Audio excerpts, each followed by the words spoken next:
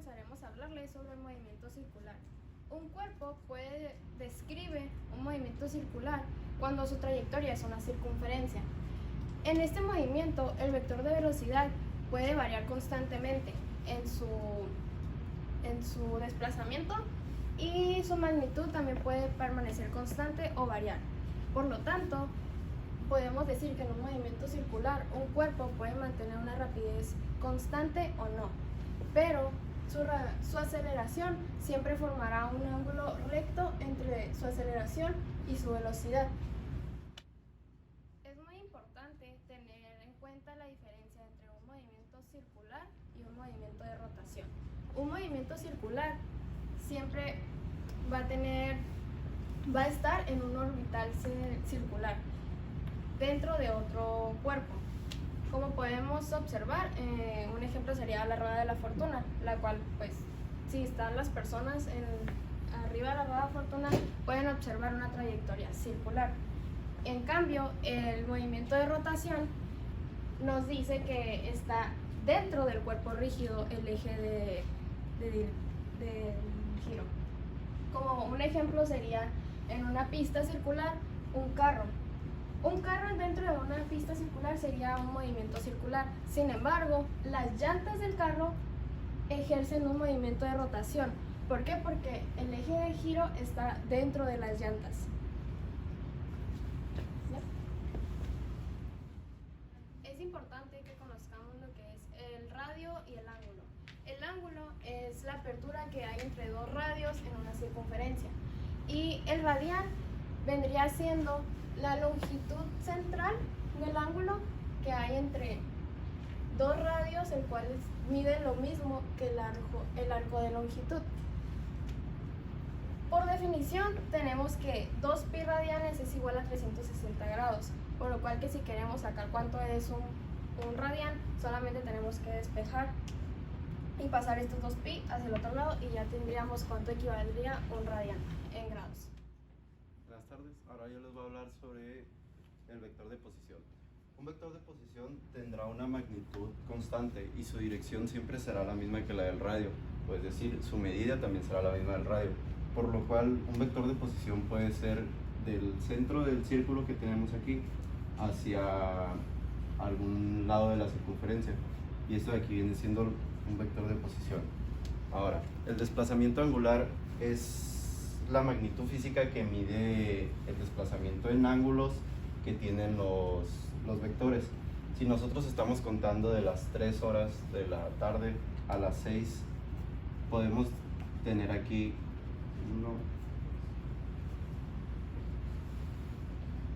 y estos serían nuestros vectores, y el desplazamiento angular lo que hace es medir en radianes, como explicó mi compañera, esta distancia de aquí hacia acá, por lo cual aquí tendríamos un desplazamiento angular de 3 tetas.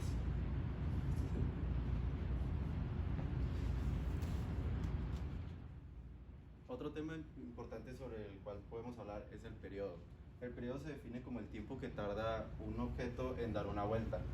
En el ejemplo del reloj tenemos que el objeto vendría siendo la manecilla y su periodo es de 12 horas, que serían las horas en las que tarda en dar una vuelta completa. Para hacer esta medición tenemos esta siguiente fórmula, la cual se expresa en la t de tiempo y se dividen los segundos, minutos o horas que tarden en dar una vuelta, lo que vendría siendo una vuelta completa. La frecuencia, por otro lado, es el número de ciclos que se dan en un cierto tiempo.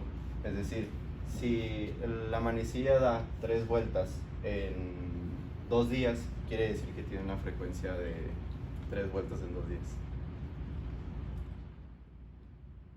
Ahora yo les voy a hablar acerca de algo muy importante, lo cual se conoce como la velocidad angular, que se representa con la letra griega omega. La velocidad angular se encarga de indicarnos qué tan rápido es el giro de un cuerpo y en qué dirección, si es en sentido antihorario o si es en sentido horario. Algo muy importante aquí es que para saber la velocidad la velocidad angular, se utiliza el módulo de la velocidad angular, que se representa de esa manera, que vendría siendo igual al omega sin eso alrededor. que este omega significa la rapidez angular. La rapidez angular se encarga de decirnos qué tanto ángulo barre el cuerpo que está en movimiento por cada unidad de tiempo. Este es el ángulo teta, este es el radio de donde inicia y aquí es donde termina. Esos son los puntos que nos ayudan a poder calcular ese ángulo que tiene por cada tiempo. Las fórmulas que vamos a utilizar van a ser las siguientes que se encuentran en esta pirámide, donde se encuentra teta, donde se encuentra omega y donde se encuentra t, que es el tiempo. La fórmula lo podemos hacer de esta manera. Si queremos hallar la velocidad angular, solamente tenemos que tapar aquí y decir que es el ángulo entre el tiempo para poder hallar la velocidad angular. Aquí esto quiere decir razón de cambio en el ángulo. Esto se da por si nosotros, no sé, nos encontramos aquí con un ángulo y terminamos acá con otro ángulo, ya que la razón de cambio de ángulo es el ángulo final menos el ángulo inicial.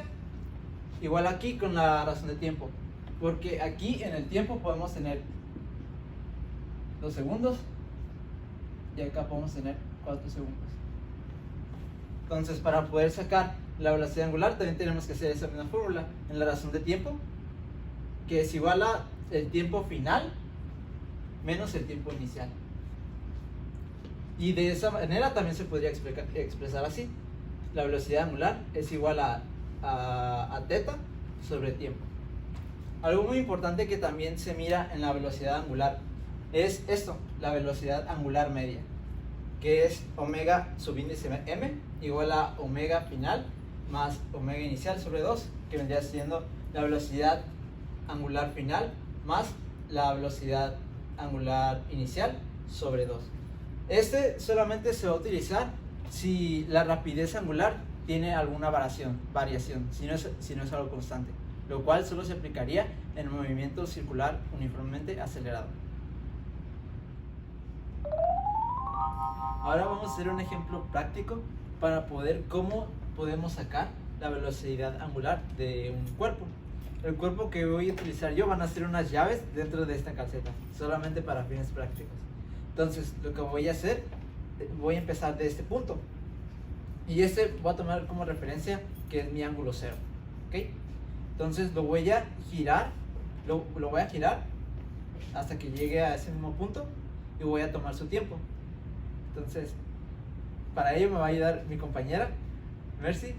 Y ya, pues va a ser 1, 2, 3. 1.08 1.08, muy bien.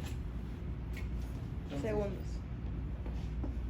El tiempo que dio el giro fue de 1.08 segundos. Okay. ¿Qué ángulo formó en ese 1.8 segundos? Formó un ángulo de 360 grados. Pero para sacar la velocidad angular, nosotros necesitamos convertir los grados a pi radianes. Vamos a usar un factor de conversión, como ya se ha ido hablando.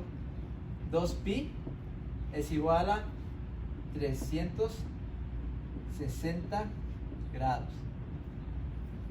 Entonces, 360 grados, ¿a qué es igual? Pues está regalado, igual a 2pi. Entonces, ahora lo que vamos a hacer, si nosotros queremos hallar la velocidad angular, vamos a tapar aquí. ¿Cuáles son los datos que necesitamos? Pues el ángulo y el tiempo en que se formó ese ángulo. Ahí lo tenemos. Entonces la conversión, poner en práctica esta fórmula está muy sencilla. Está bien directa. Es el ángulo formado entre el tiempo que se formó. Entonces, esto fue igual a 2pi sobre 1.8 segundos. 2pi radianes. ¿Okay? Aquí igual también radianes. Muy bien. Entonces vamos a llevar a cabo esa fórmula, esa división, y quedaría 2 entre 1.8 igual a 1.1111 pi radianes sobre segundo. Esa sería la velocidad angular. Si queremos tener una idea de cuánto más o menos esto es en grados, en el sistema sexagesimal, sería aplicar la conversión. Si 2 pi radianes es igual a 360 grados, 1.1111 radianes. Perdón, aquí me equivoqué.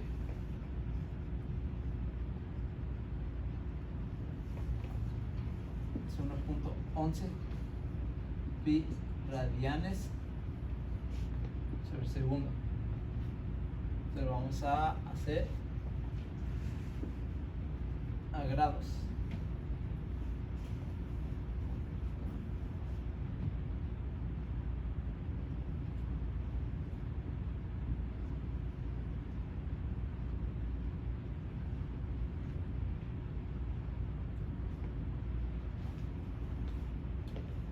Esto quedaría igual a, se cancela con este.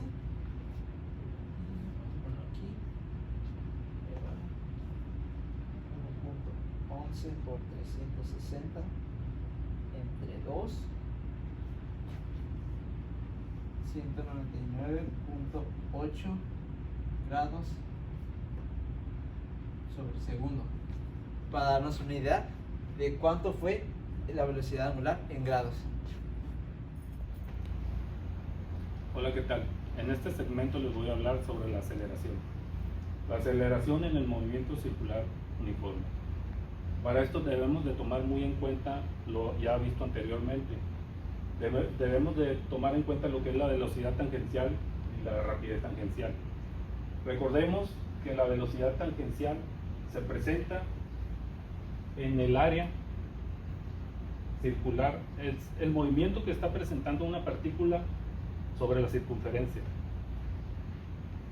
La velocidad tangencial siempre va a tener lo que es un módulo y una dirección. El módulo es el valor que le damos, es un vector, por eso está representado con una línea, una flecha. Tiene un módulo y una dirección. Es tangencial porque toca un punto de la circunferencia, nada más en ese solo punto, y forma un ángulo de 90 grados con el radio.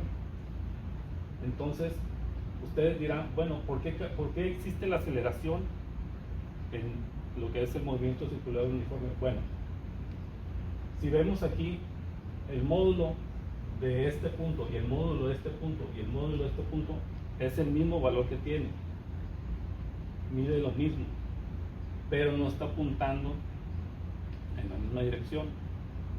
Si tenemos dirección y módulo en este punto hacia acá y tenemos un módulo y dirección en ese punto hacia allá, quiere decir que hay un cambio en el módulo, en el valor. Quiere decir que si hay un cambio en la velocidad, hay un cambio en la aceleración. Es en ese momento en que se crea lo que es la aceleración normal. En el movimiento circular uniforme, la única aceleración que se crea es la aceleración normal, que es llamada también aceleración centrípeta. Si nosotros vemos la rapidez tangencial, es la rapidez con la que gira la molécula sobre esta circunferencia. La aceleración normal, aquí tenemos algunas de sus fórmulas. Bueno, ahora vamos a realizar un ejercicio para que quede claro lo que es la velocidad tangencial y la rapidez tangencial. Voy a dar una pequeña introducción de eso. La velocidad tangencial representa la velocidad que tendría si el objeto saliera de ese movimiento circular uniforme. La velocidad tangencial se representa como un vector. Se dice tangencial porque solamente toca a un punto del movimiento que está haciendo este objeto en su manera circular. Entonces, en este punto, y también depende mucho del giro, si va hacia allá en sentido antihorario o si va hacia acá en sentido horario. En este caso lo puse en sentido horario y de manera tangente a la circunferencia. Entonces aquí de manera vectorial sabemos que su dirección va a ser hacia allá si en este punto de la circunferencia se deja el objeto como lanzado hacia allá. Lo que hace la rapidez tangencial es que nos permite calcular la cantidad de longitud que recorre el objeto por cada unidad de tiempo. ¿Ok? La rapidez tangencial es el módulo de la velocidad tangencial. Entonces, para ello se va a ocupar estas fórmulas que están aquí. Aquí hay una pirámide de fórmulas para poder buscar la velocidad tangencial o el módulo de la velocidad tangencial. Se utiliza la longitud del arco y el tiempo, que eso sería el cociente de este entre este. De otra manera, se puede sacar así: la longitud de arco es igual al radio por el ángulo. O también se puede escribir de esta manera, que esta es la razón del cambio del desplazamiento, que es igual a radio por el ángulo. Aquí tenemos otra fórmula. Como aquí vemos que la velocidad tangencial se puede sacar entre la longitud sobre el tiempo, podemos sustituir la longitud por lo que también es su otra igualación, que es el radio por el ángulo sobre el tiempo. Pero aquí también vemos algo. Esto también representa la manera de sacar la velocidad angular. Entonces, otra manera de poder sacar el módulo de la velocidad tangencial es multiplicar la rapidez angular por el radio. Y ya teniendo claro todo esto, vamos a ir con el siguiente ejercicio. Un niño amarra una soga a una piedra y la hace girar como se muestra en la gráfica. La piedra realiza un movimiento circular uniforme. Inicia desde un punto A y va a un punto B. Del punto A al punto B hace 2 segundos y genera un ángulo de 60 grados. Y el diámetro de este movimiento circular uniforme es de 0.8 metros. ¿Okay? Entonces, primero que nada, vamos a sacar los datos que necesitamos. Aquí necesitamos el radio. Aquí nos da el diámetro. Sabemos que el diámetro es igual al doble del radio. Entonces aquí vamos a sustituir el radio y el diámetro, que sería 0.8 metros sobre 2. Y ya con esto sabemos que son 0.4 metros del radio. Okay. Ahora ya nos da el ángulo que se genera en esos dos puntos, pero nos los da en grados y lo necesitamos en pi radianes. Vamos a hacer un factor de conversión. 180 grados equivale a un pi radian. Ahora, ¿cuánto valdría 60 grados en pi radianes? Este se va a multiplicar y y se va a dividir. Este lo va a dividir, quedaría de esa manera: grados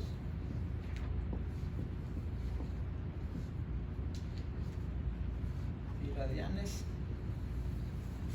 sobre 180 grados. Pues los grados con los grados se van y aquí nos quedaría de esa manera. ¿Se fijan? Son múltiplos de 30 ambos valores. 60, son múltiplos de 60 ambos valores.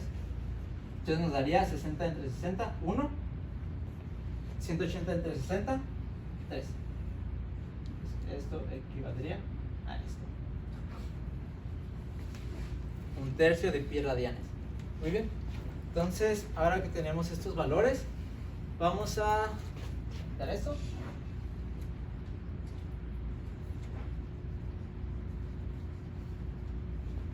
Y vamos a sustituirlo en la fórmula.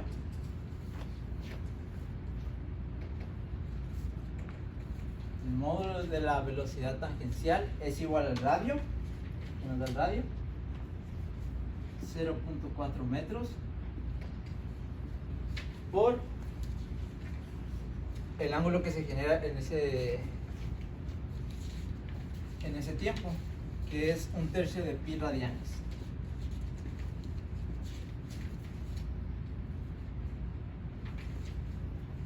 Sobre el tiempo que hace, que son 2 segundos. Muy bien. Ahora vamos a llevar a efecto esta fórmula, que sería 0.4 por 1/3 entre 2. El resultado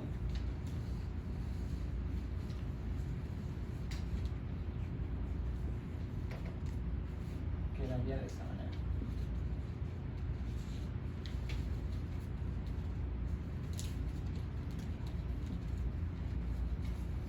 Hay que recordar que debemos de multiplicar el pi para poder eliminarlo, y de esa manera poder sacar exactamente el valor de la velocidad tangencial. Continuando con los temas, hoy vengo a presentarles sobre la aceleración centrípeta. Anteriormente habíamos hablado sobre la aceleración normal. Hablando de esto, la aceleración centrípeta también es conocida como la aceleración normal. ¿Esta a qué se dedica? Esta es la aceleración que cambia la dirección de la velocidad, la cual se ejerce sobre un punto curvo o circular, como lo podemos ver aquí. Esta es llamada centrípeta debido a que la dirección siempre será el centro de la rotación. La principal diferencia de la aceleración centrípeta con la aceleración centrífuga es que esta sí es ejercida por una fuerza real. A continuación les presentaré un ejemplo el cual yo realicé y es sobre la aceleración centrípeta. Continuando con el ejemplo de aceleración centrípeta, tenemos el siguiente problema. ¿Cuál es la magnitud de aceleración centrípeta de un automóvil que sigue una trayectoria curva, como se puede ver aquí? El cual con un radio de 500 metros y una rapidez de 25 metros sobre segundo, que es aproximadamente 90 km/h. Compara su aceleración con la debida a la gravedad para esta curva bastante suave que se toma a una velocidad de carretera.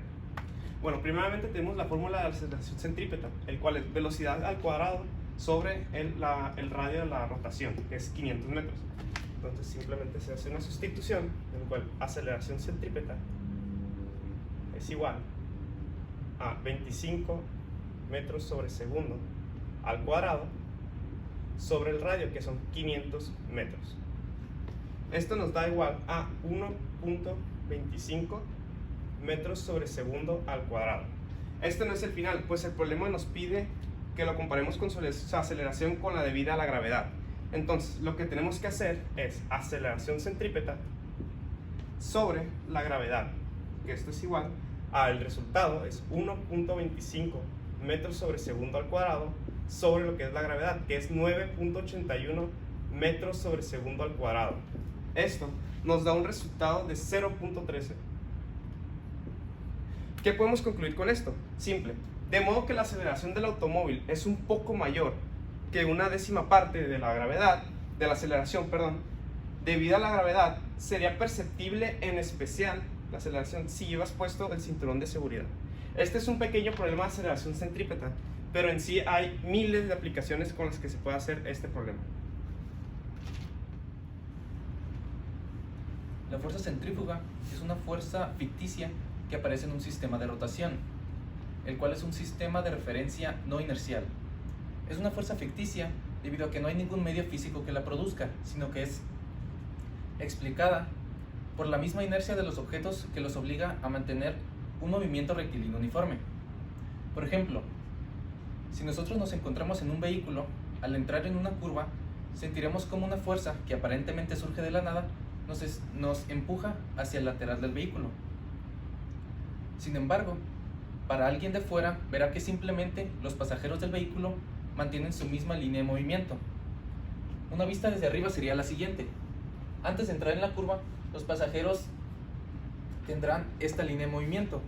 Al entrar en la curva, los pasajeros tendrán la misma línea de movimiento, por lo que sentirán como una fuerza imaginaria los empuja hacia el lateral. Si tomamos a la curva como un segmento de un círculo, esta fuerza ficticia surge desde el centro del círculo hacia afuera, por lo que es una fuerza centrífuga, una fuerza que huye del centro. La magnitud de esta fuerza puede ser calculada fácilmente con la siguiente fórmula. La fuerza centrífuga es igual a la masa del objeto por su velocidad angular al cuadrado multiplicado por el radio de giro. La fórmula antes vista la podemos aplicar en el siguiente ejercicio. Imaginemos que un atleta olímpico se prepara para hacer un lanzamiento de martillo. El martillo, la esfera de metal, tiene una masa de 16 libras. El atleta hace girar el martillo a una velocidad angular de 4 pi radianes sobre segundo. Ahora, la longitud de la línea del martillo es igual a 1.22 metros. Ahora habría que transformar la masa a kilogramos. Una libra es igual a 0.4536 kilogramos, por lo que la masa es igual a 16 por 0.4536, y esto es igual a 7.2576 kilogramos. Ahora ya podemos aplicar la fórmula. La fuerza centrífuga es igual a la masa de 7.2576 multiplicado por la velocidad angular al cuadrado multiplicado por el radio de giro. Esto nos da un resultado de 1398.21 newtons. Continuando con el tema de las fuerzas, toca hablar de la fuerza centrípeta. La fuerza centrípeta es lo contrario a la fuerza centrífuga, ya que esta va hacia el centro de la rotación, en comparación a la fuerza centrífuga que va hacia afuera de la rotación. Bueno, la fuerza centrípeta es una fuerza neta. ¿Qué quiere decir esto? Pues es una fuerza neta.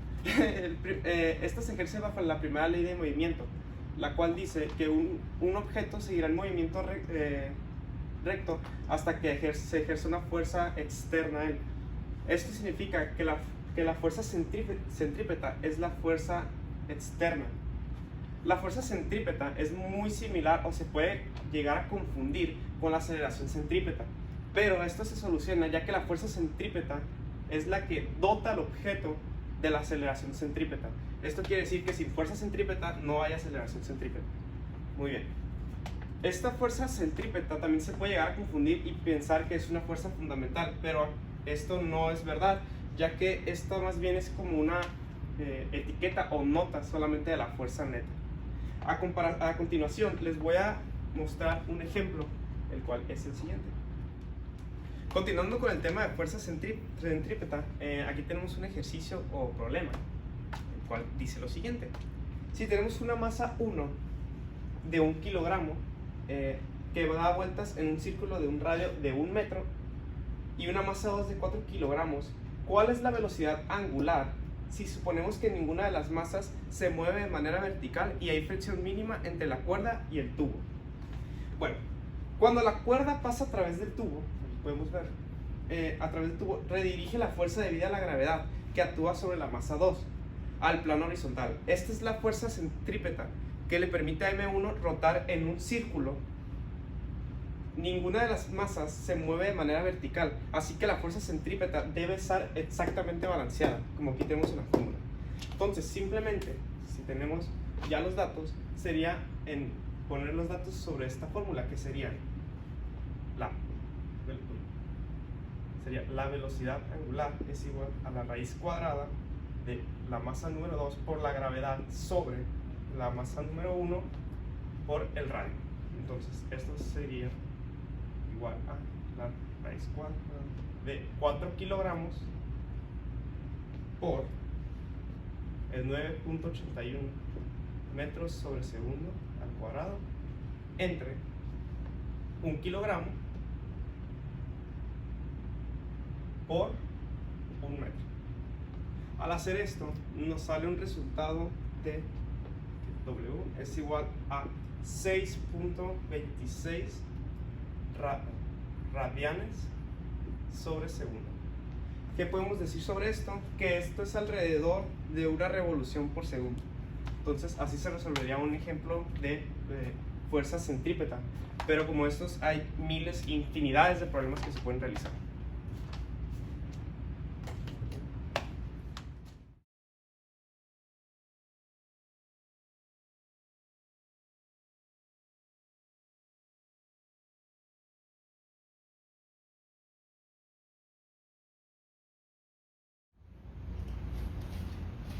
La diferencia entre la aceleración normal y la aceleración tangencial se presenta en este punto. El movimiento circular uniformemente acelerado es el movimiento que se presenta sobre la circunferencia, es el movimiento que presenta la partícula sobre esta circunferencia, pero la diferencia es que aquí no cambia la rapidez. En el movimiento circular uniforme la rapidez es constante, el que cambia es la aceleración. Aquí en el movimiento circular uniformemente acelerado, la rapidez es la que cambia.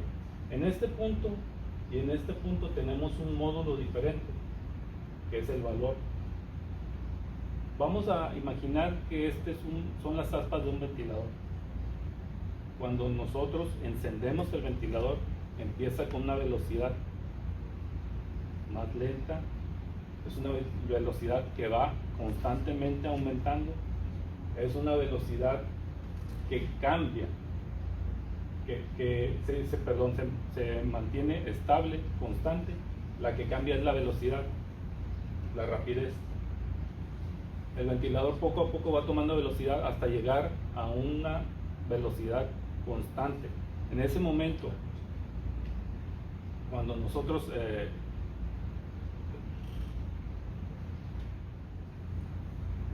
en el momento en el que el ventilador alcanza su máxima velocidad, decimos que presentó un movimiento de aceleración constantemente acelerado. Entonces, para hacer un pequeño análisis de esto, tomamos un ejemplo muy sencillo. Si nosotros tenemos este llavero, no aplicamos ningún tipo de fuerza, pero comenzamos a darle velocidad.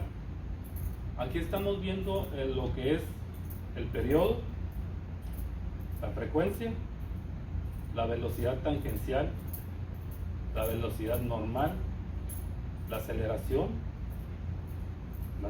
normal y la aceleración tangencial, perdón. Pero conforme yo le doy velocidad, alcanza una aceleración mayor. Aquí es donde podemos ver lo que es la aceleración uniformemente acelerada y la aceleración que se presenta en el movimiento circular uniforme únicamente. Lo que me interesa mucho que se vea es cuál es la aceleración tangencial, porque la circular la podemos ver en este movimiento, y la tangencial cuál es. En el momento en el que yo suelte la llave, se va a presenciar lo que es la dirección o el módulo. En ese momento se presentó, salió la llave disparada en un solo sentido. No puede en ningún momento tomar una dirección circular. Cada uno de estos puntos presenta una sola dirección. Si este módulo se encuentra aquí y tenemos otro punto en este sentido, entonces cada uno es diferente. Por eso es que aquí es donde se presenta la aceleración. Bueno, siguiendo con el ejercicio del brazo robótico, ahora vamos a hacer el inciso B, lo cual nos dice que el tiempo para que la magnitud de la aceleración sea de 80 milímetros sobre segundo al cuadrado. Ahora, nosotros teniendo las respuestas del inciso A, vamos a hacer el inciso B, que teníamos que la aceleración es igual a 10 milímetros por segundo al cuadrado, que es la aceleración tangencial, discúlpeme por esta parte, y tenemos un radio de 800 milímetros que lo conseguimos por el 0.8 metros, que lo convertimos a milímetros. ¿Sí? Entonces, también utilizamos, en este inciso, vamos a volver a utilizar la aceleración normal, que es igual a la velocidad al cuadrado sobre el radio. Y la velocidad es igual a la velocidad inicial más la aceleración tangencial por el tiempo. Recuerden que la aceleración tangencial es igual a este valor, no más que se olvidó agregar el t, ¿no? Entonces, para obtener el tiempo, ocupamos a fuerzas utilizar la ecuación de Pitágoras, que nos dice que la aceleración al cuadrado es igual a la aceleración al cuadrado, aceleración normal más la aceleración al cuadrado tangencial, ¿no? Pero nosotros no tenemos la velocidad, para ello vamos a ocupar esta fórmula, ¿no? Que sería la velocidad inicial, ¿no? Lo que ya había explicado, la velocidad. Entonces, despejando B, nos quedaría que es igual a la aceleración tangencial por el tiempo, porque la velocidad inicial fue comenzando desde el reposo, y cuando algo comienza el reposo es igual a 0. ¿Ok? Entonces, ya una vez despejado, sabemos que estamos utilizando Pitágoras para ello, y utilizando la velocidad que está elevado al cuadrado. Entonces quedaría de esta siguiente forma: sería la aceleración al cuadrado es igual a lo que está adentro, que sería aceleración tangencial por el tiempo al cuadrado sobre radio, todo eso al cuadrado, más la aceleración tangencial al cuadrado. Nosotros sabemos que aquí se está multiplicando, quedando de esta siguiente parte, y lo que queremos obtener de este procedimiento ya hecho es el tiempo. Y una vez despejado el tiempo, nos quedaría tiempo es igual a la raíz cuarta de aceleración al cuadrado menos aceleración tangencial al cuadrado por el radio al cuadrado sobre la aceleración a la cuarta, que sería la aceleración tangencial, ¿no? Entonces, despejando las variables, nos quedaría que el tiempo es igual a 25.1 segundos. Y ya sería todo.